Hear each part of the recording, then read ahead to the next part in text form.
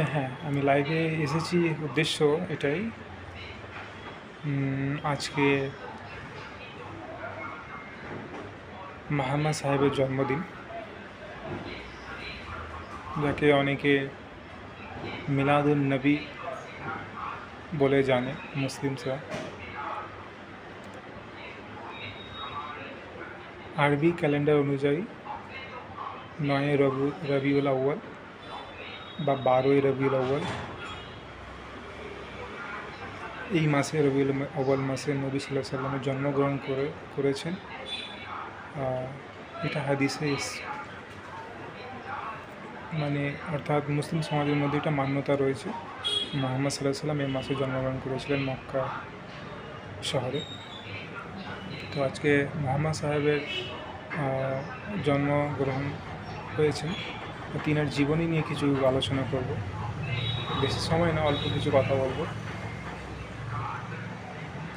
তো প্রথম কথা মুহাম্মদ সাল্লাল্লাহু আলাইহি সাল্লামকে নিয়ে এটাই যে মুহাম্মদ সাল্লাল্লাহু আলাইহি সাল্লাম হলেন গোটা শুধু মুসলিমদের জন্য তিনি রসুল বা নবী নন। রসুলের অর্থ হচ্ছে ম্যাসেঞ্জার, বার্তাবাহক। তিনি মুহাম্মদ সাল্লাল্লাহু আলাইহি সাল্লাম ঈশ্বরের বার্তাবাহক ছিলেন। তিনি সমাজের মধ্যে, পুরো বিশ্বের মধ্যে সেই ঈশ্বরের বার্তা পৌঁছেছেন এবং তিনাকে পুরো গোটা বিশ্বের জন্য করুণাময় বলা হয়েছে। মাকানা মুহাম্মাদুন ওয়া মা আরসালনা ইল্লা রাহমাতাল লিল আলামিন,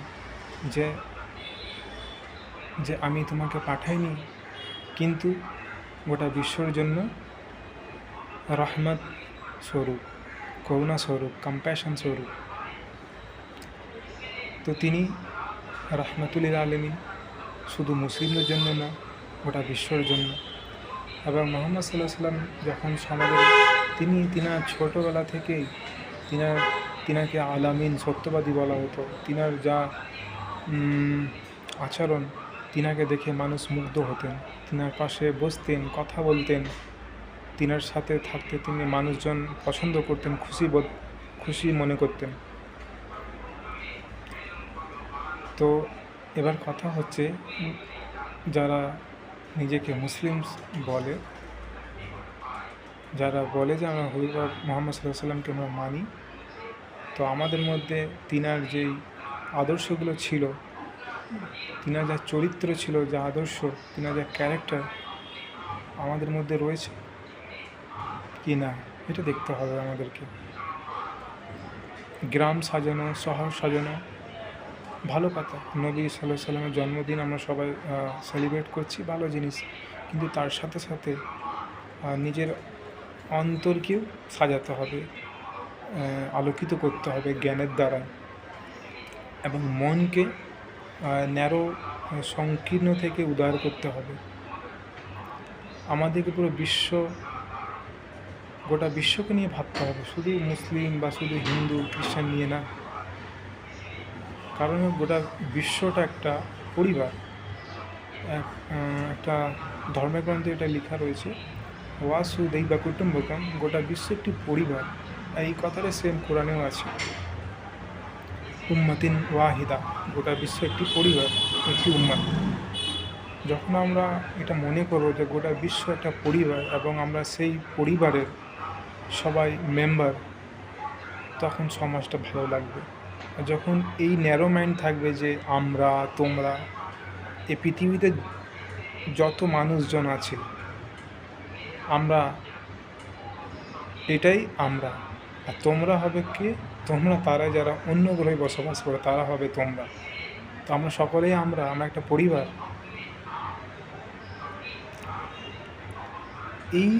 এই শিক্ষাই মুহাম্মদ সাল্লাল্লাহু আলাইহি সাল্লাম দিয়ে গেছেন।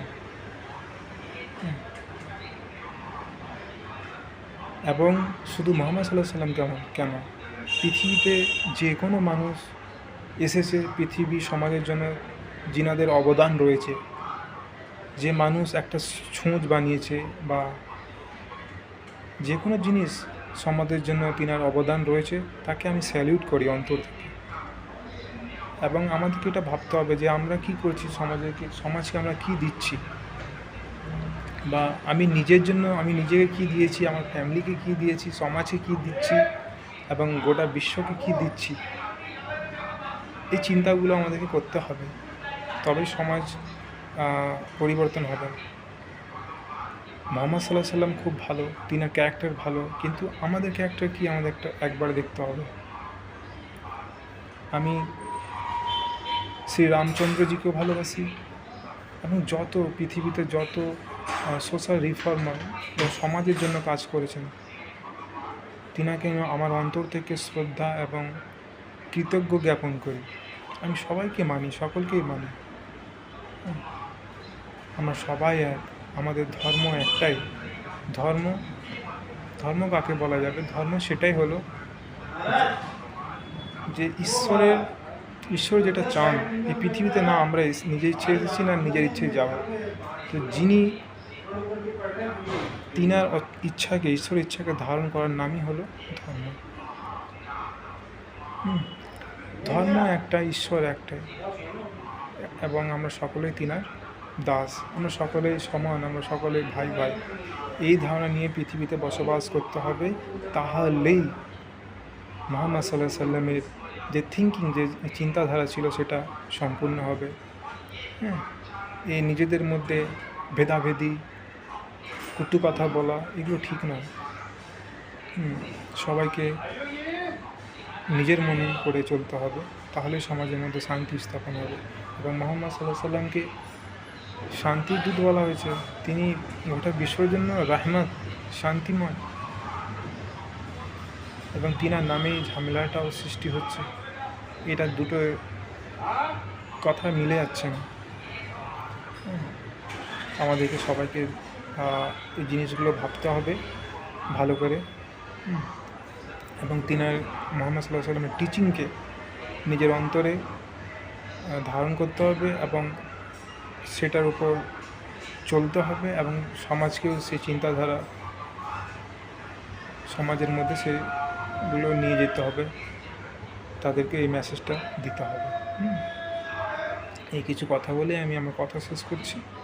বলার অনেক কিছু রয়েছে নবী সাল্লাল্লাহু আলাইহি সাল্লামের বিষয় নিয়ে, অনেক হবে, কিন্তু মেন কথা এটাই যে তিনাকে যে সেই যুগে, সেই সময়ে, সেই শহরে, মক্কা শহরে সবাইকে তিনাকে ভালোবাসতেন। কথা এটা কি, আমি যে গ্রামে, যে বাড়িতে, যে মহল্লায়, যে শহরে, যে জেলায় রয়েছি, আমাকে কি সবাই ভালোবাসে? যদি সবাই বলে হ্যাঁ এই লোকটা খুবই ভালো, সমাজের জন্য, মানুষের জন্য কোনো ভালো কাজ করে, তাহলে আপনি ভালো। আপনাকে যখন সবাই ভালো বলুন, মানে আপনি মনে করবেন যে আপনি নবী পথে চলছেন। ধন্যবাদ। এই কথা বলে আমি শেষ করছি।